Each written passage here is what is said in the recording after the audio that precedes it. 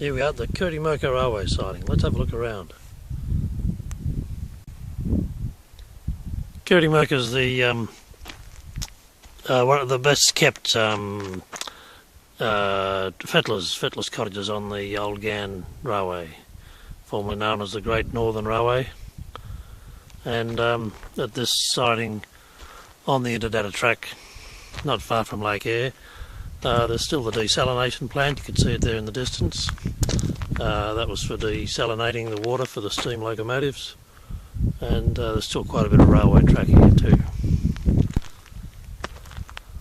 This is one of the stops we make on the Lake Eyre trips via Curdimurka.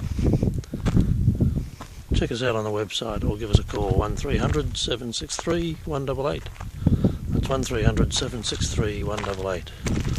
Last train went through here in December 1980, 31st of December 1980, and they pulled most of the steel up to 1982.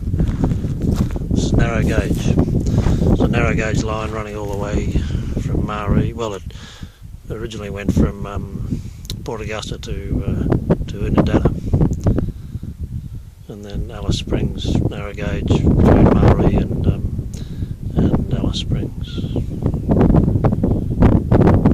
This line served the Central Australian districts for over 100 years, so it's quite an engineering feat and substantial, significant influence on Australian history. As I said, 56 trains a week during World War II. Without the Ghan operating and sending those supplies to Darwin, might have been a different story.